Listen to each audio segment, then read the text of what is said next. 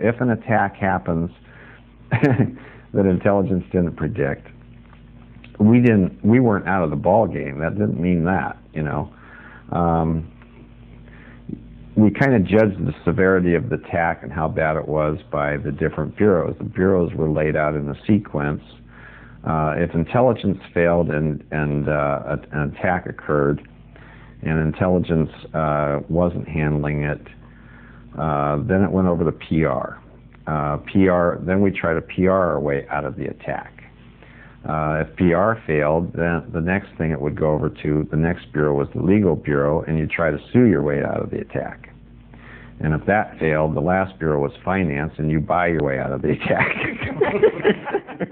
The datum is that intelligence is supposed to predict and handle all attacks. Even if it wasn't predicted, intelligence was supposed to handle it. No other bureau was supposed to be doing a damn thing, okay, if intelligence is doing its job. They should all be sitting around with their feet on their desk with nothing to do, okay? Intelligence is supposed to handle it all by itself. When intelligence was having difficulty with a particular attacker and they weren't getting the person handled, then other bureaus would enter the picture and they try to PR their way out of it, sue their way out of it, or buy their way out of it. But that was all considered to be an intelligence failure. Intelligence also had internal security to deal with. Part of our training was a book called Spy and His Masters. This book taught you how to be a case officer. That's the master part of the title, the spy and his master. The case officer is the master of the spy. The technique used would be to determine the spy's motivation. Money was considered to be the lowest motivation. You don't want to recruit spies who are money motivated, because they will turn on you in a second. If the other side offers them another $10 more, they're on their side. So you try to avoid, you would have to determine what is this person's motivation in being a spy for us. Try to avoid people who were doing it for money. Try to avoid people, the next one up was people who were maybe ambitious, you know, they had some ambition to get promoted within the organization, something like that was why they were doing it for you. Tried to avoid those as well. I think the next one up was people who had some political reason for doing it. You know, in our case, we weren't in the politics, but what that meant to me was like they had some kind of allegiance to the organization. They agreed with what you were doing, that kind of a thing. The top motivation was duty. The person was doing it out of a sense of responsibility.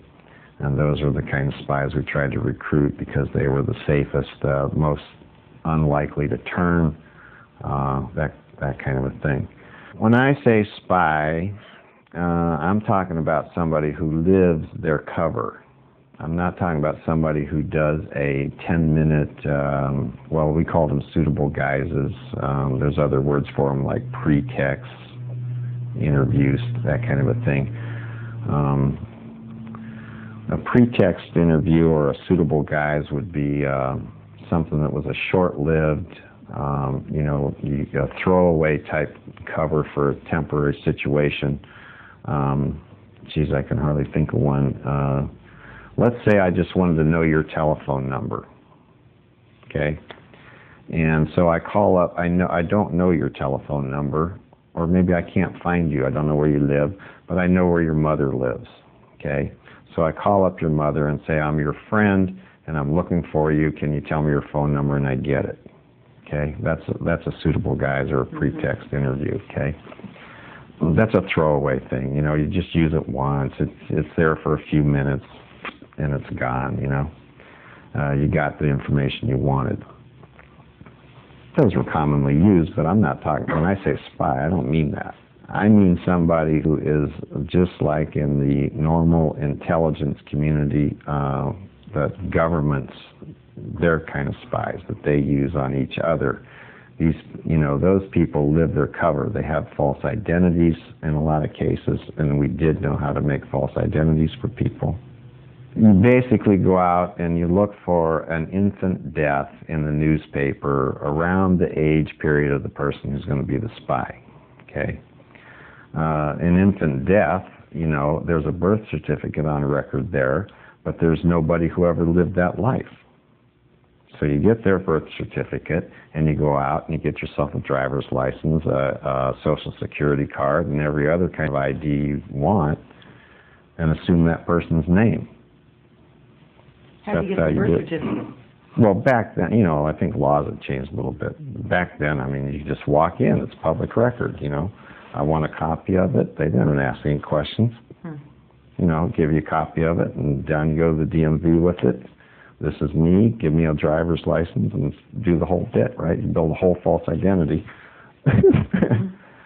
And there you go. So that's how that was done. That would be a deep cover type of spy. Now, this person is, when I say they're living this false identity, that's what I mean. They're going by this false name. They have false, you know, everything's false. One of the nice things about that is this person could do any kind of a thing you ever heard of and never get blamed for it as his real identity. You know what I'm saying?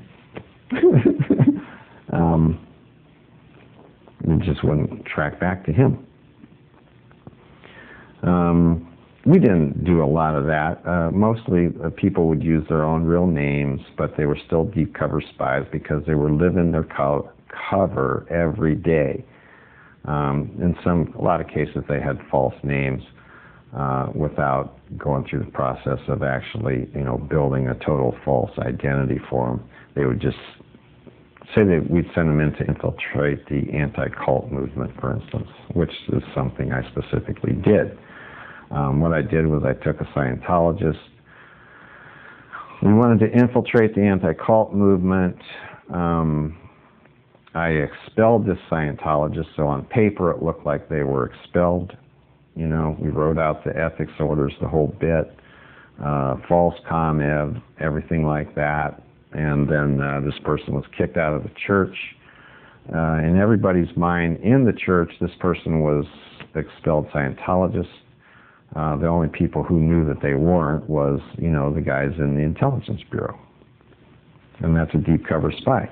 So this person would go out, and they were using their actual name, but their cover was that they were no longer in Scientology, no longer agreed with it, agreed with the anti-cult people, you know, and wanted to do, you know, they were mad at Scientology. They wanted to help the anti-cult movement expose it and stuff like that. And then, so of course, they were opened with welcome arms by the anti-cult people, and now here we go, and now there's my deep cover spy in the anti-cult movement. So predict. Oh, they're going to deprogram so-and-so tomorrow. Oh, I see. See what I mean? This group right here is a target for getting a spy in, and they ain't going to sleep at night until they do it. That's true. Okay. Hope it's not you. Well, I'll tell you something about that that'll help you find out who it might be. Because intelligence is also charged with finding spies in the organization. Now, that person I'm talking about that I sent in on the anti-cult movement, there is a limit to what I would let that person do. Okay?